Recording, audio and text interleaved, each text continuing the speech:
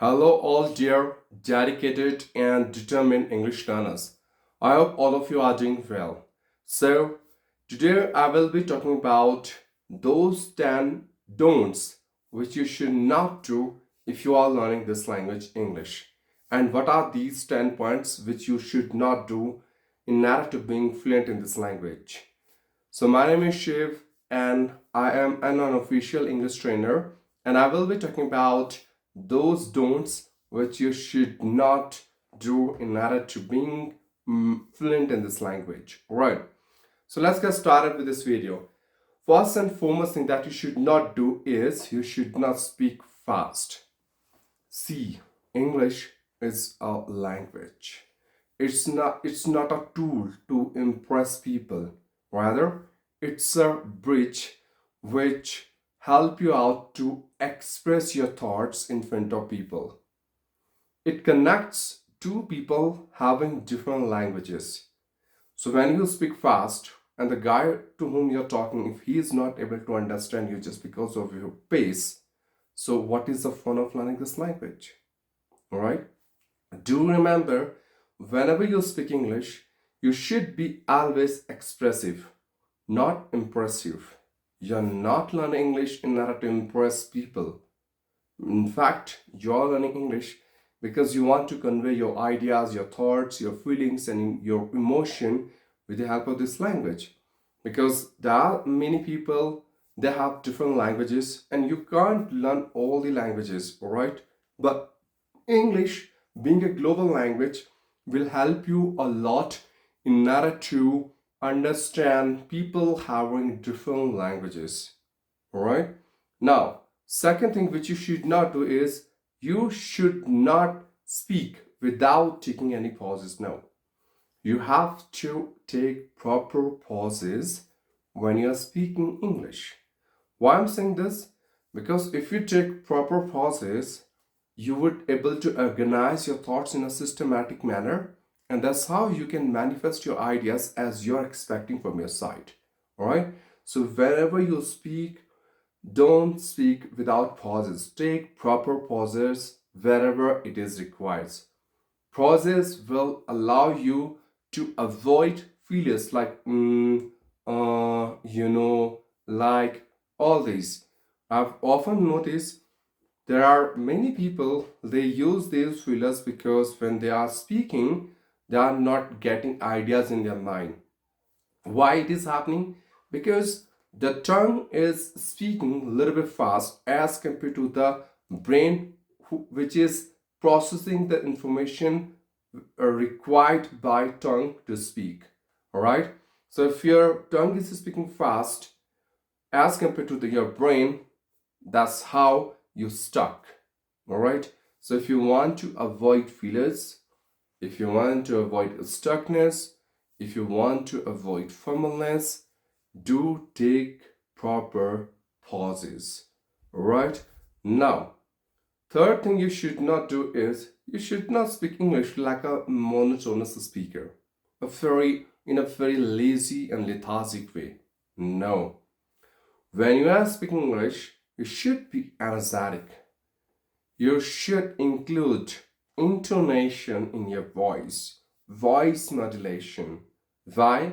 Because intonation is all about rise and fall in your voice according to the feelings and emotions you have. Whatever mood you have to speak accordingly. If you are feeling happy, speak loudly.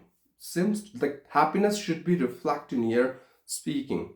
If you're sad, so you can slow down your pace, you can lower your pitch so people can understand that yes, this guy is feeling a bit gloomy. All right. So intonation is equally important as important water for fish.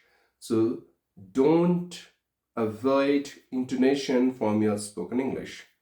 Now, fourth point is you should not use fillers while speaking English.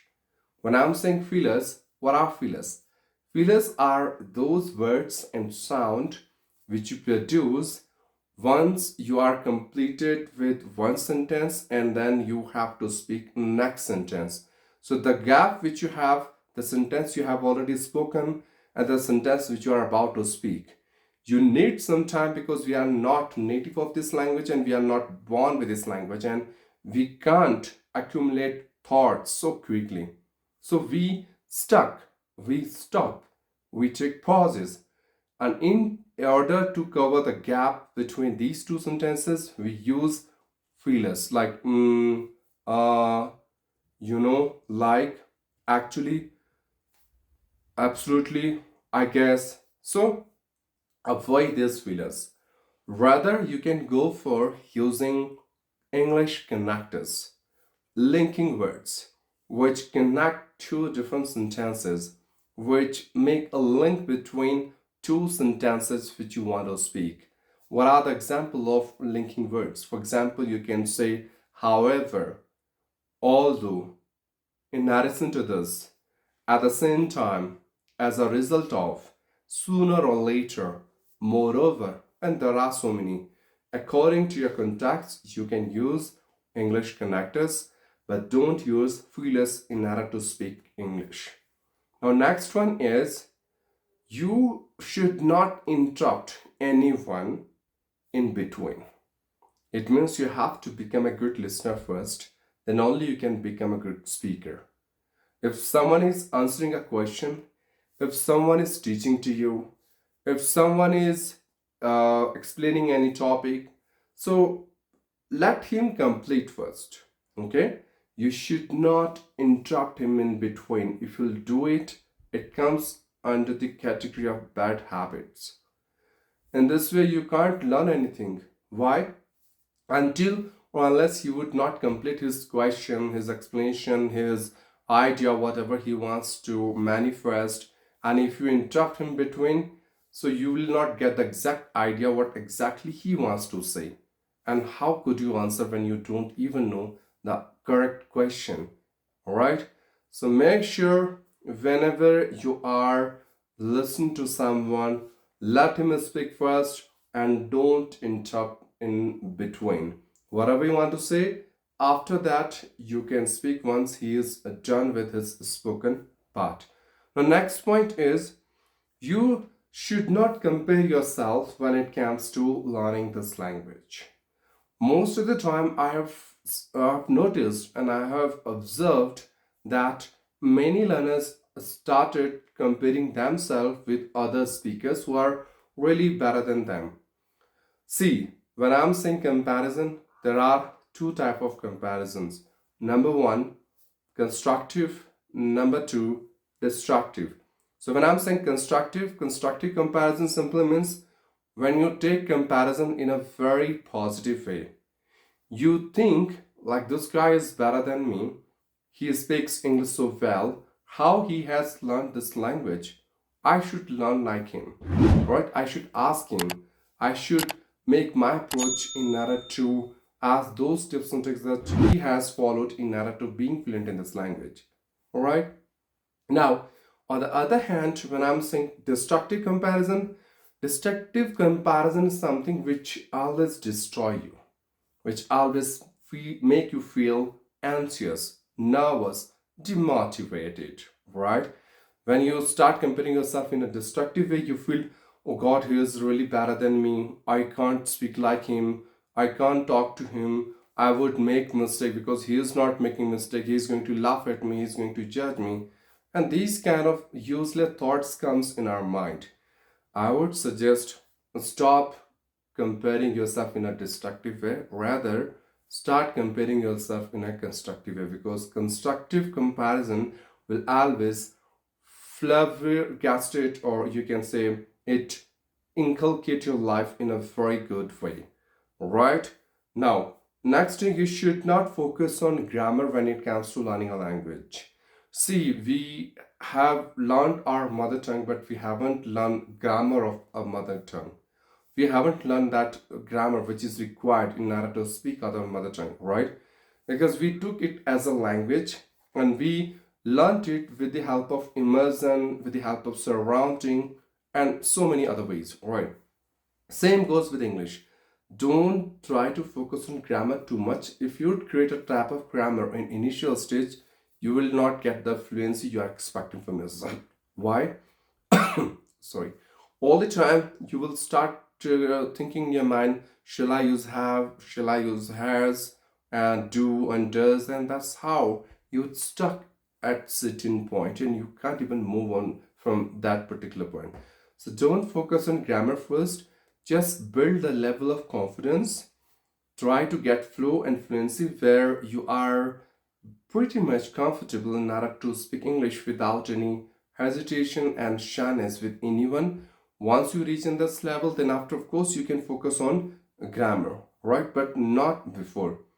The next point is, don't try to afraid of making mistake. Don't. You should not afraid of making mistake. Why I'm saying this, because most of the time I have seen people are really afraid of making mistake. They think, if I make mistake, people are going to laugh at me, they are going to judge me, they are going to criticize me, and so many other things comes in our mind, right? So I would suggest, guys, we all are human beings, we are not God, and humans are more than welcome to make mistakes. Everyone makes mistakes, teachers make mistakes, native speakers make mistakes. So we are just co-learner and we are learning from each other. We can consider our mistakes as a teacher who is going to teach us that where we are lacking, where we should work upon, and what are the loopholes we have which we need to pull on. All right. So take your mistakes in a positive way, start working upon it, and that's how you can speak English like a flawless speaker. Okay. Now, next mistake we often make, what is that? We are waiting for some motivational speaker. We are waiting for some outside motivation, that someone will come in our life and he is going to motivate us that you have to do this, you have to do this, this is very important, and that then only we'll start learning this language. Then only we'll take our learning seriously. Then only we'll start searching about different tools and methodology which are required in order to learn this language. No. Learning a language is not an overnight process. It takes time. You should keep patience. And moreover, there is no shortcut. There is no tablet. There is no product like English that you can buy from market. Nothing like that.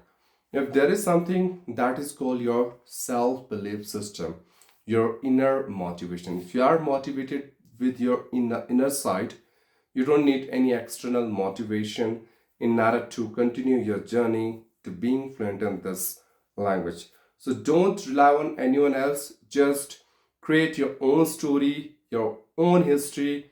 Just try to write song for yourself where you are the singer. Just make a movie for yourself where you are the hero of your movie.